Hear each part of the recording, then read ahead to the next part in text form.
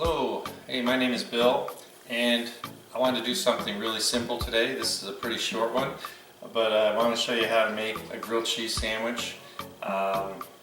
There's been a lot of restaurants that have been popping up that, just like specialize in this. There's one close by here actually.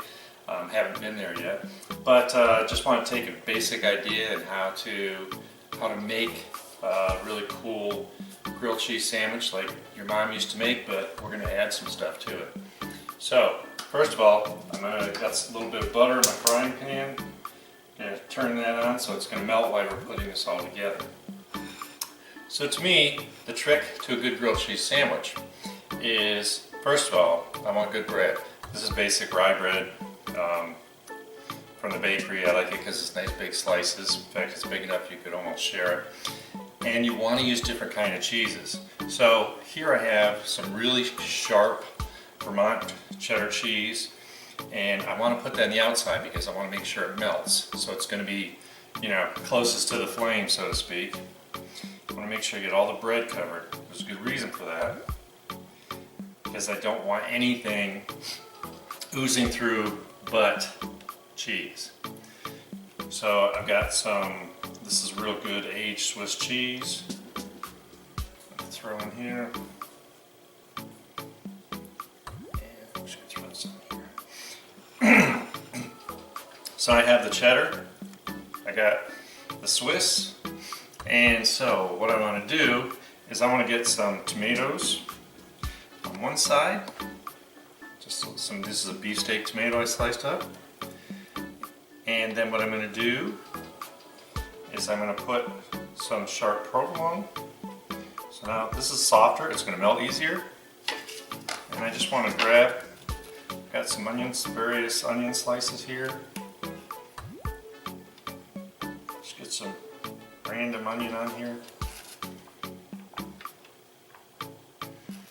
I cut way too much because I wasn't sure how much I needed, but I'm just kind of throw some stuff in there.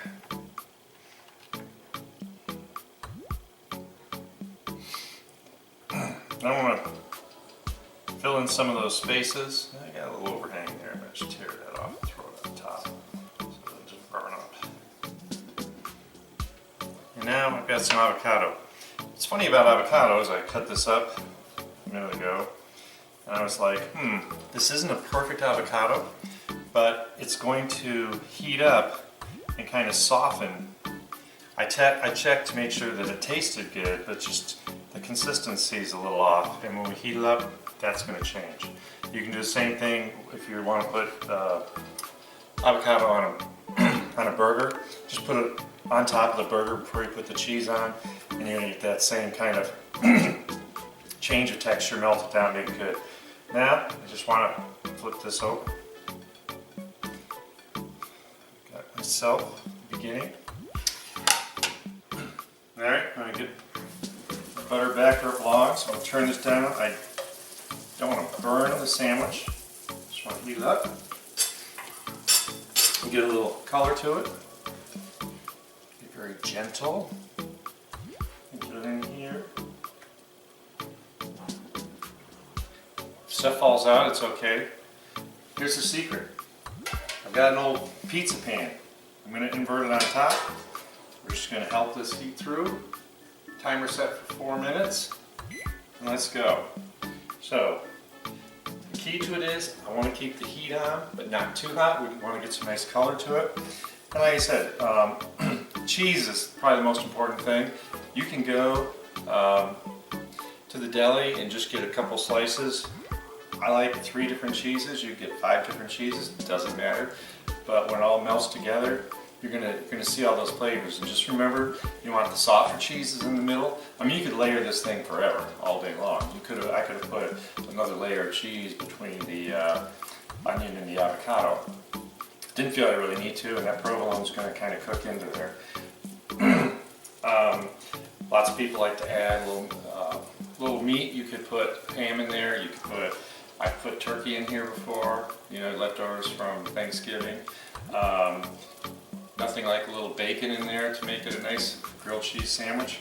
But basically, it's about the cheese. yellow or red onion. I like red, it's a little more pungent.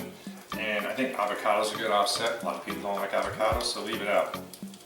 You can basically, whatever you want. I just think this is a really easy way to make a good grilled cheese sandwich. And it just takes a little patience because, like I said, we want to make sure we eat it all through. And I can smell it's already getting pretty good here. And we're literally just cooking down. It turns out just here.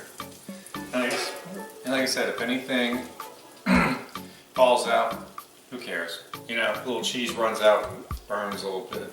That's just all the better to get a little cooked cheese on the outside of it. I've had the bread where the holes are so big that the cheese starts to fall through and melt. Tastes great. Tastes great like that. Get that cheese cooking there in the butter. I know a lot of people use the old-fashioned, you know, butter the bread, cook it and flip it, or some people use mayonnaise to get color in the bread. But I just think my way works out really well. This pan doesn't fit exactly this lid. I'm not trying to seal it, so we're getting some steam coming out from underneath it. And like I said, I might just sit here and kind of listen. I don't want this on too high of a heat because we don't want to burn the bread. I just want a little crusty and get everything nice and heated up inside. Like I said, it's going to make the avocado nice and soft, and like I said, tasted fine. So it's not going to be bad. Still hissing a little in there, so we're doing really well. This is the kind of thing I'm probably not as crazy. You could probably put even something as simple as a little macaroni and cheese on your sandwich, a little bacon. That'd be a good grilled cheese sandwich. Just want to stay away from anything that's going to be wet. You know, like fresh mushroom slices are going to give off a lot of liquid. That might not be a good choice. And of course, I'm going to do another video to go along with this because a good grilled cheese sandwich deserves a good soup. I think a really nice, like, cream of tomato with basil soup would really make this sandwich like just to the next level. And like I said, in that case, you could have a nice bowl and split the sandwich with somebody. So, look at that. Let's take a look at it. And it's hot, so I'm gonna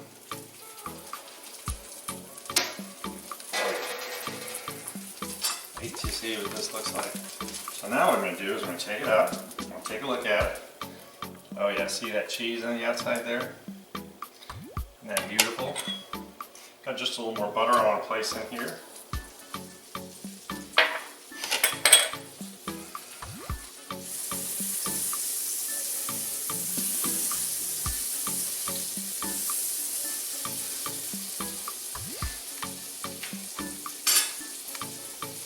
I think just plain butter is the best thing to use for this. So now, once again, we're really gently lowering this in because I want the other side to look as good as this side. Well, guess what? 4 more minutes.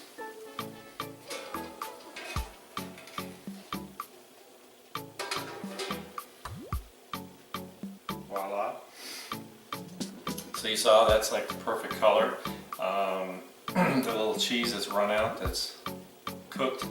I would use a non-stick pan for this because that cheese might stick to a regular frying pan, or a regular like iron skillet. I wasn't a big fan of non-stick, but for a lot of this stuff, it's really helped. And now non-stick are much heavier. They're using heavier materials in them, so they hold the heat. Aluminum pans typically don't give you good even heating, but modern pans are great. I get a lot of use out of all my pans. All right, so we got about 3 more minutes. I'm gonna let you take a break here. I'm going to watch over this and we'll be back in a second.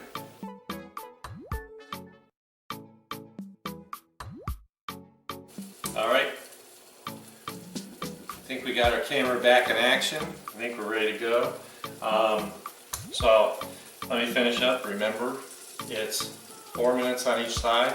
You don't want too high of a heat. You want to kind of hear it crackling a little bit, but we don't want to burn it up for sure. Hope you really think this is something fun to do.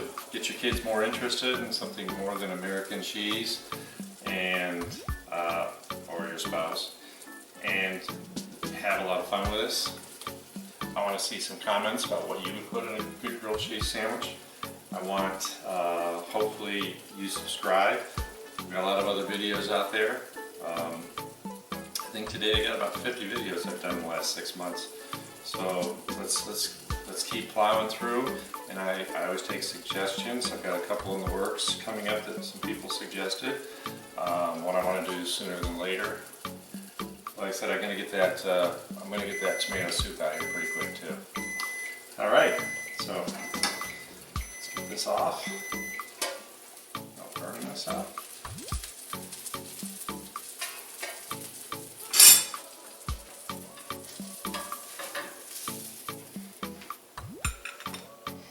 All right, so if you can't already tell, we've got some nice crusty, toasty cheese that's come out. I'm just going to take my knife here.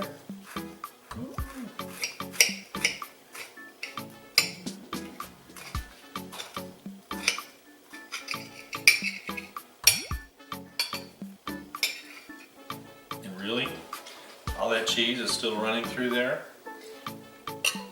The avocado softened, I can feel it. I wouldn't use the avocado. If it's not close to being ripe, it's not going to taste right. It's going to have a wrong taste. You always want to taste it, but as long as it's sweet and kind of nutty tasting, you could get away with this if it's still a little firm. Remember, keep your avocados in the fridge. They'll last a long time. I just hope that you think this is something great that you would eat. I certainly would enjoy it. Ooh, my cheese is all melting ready, and you can't have too much cheese. This is really going to be fun to try. So, like I said, please subscribe, comment, tell your friends to subscribe. Let's have some fun cooking again. See you next time.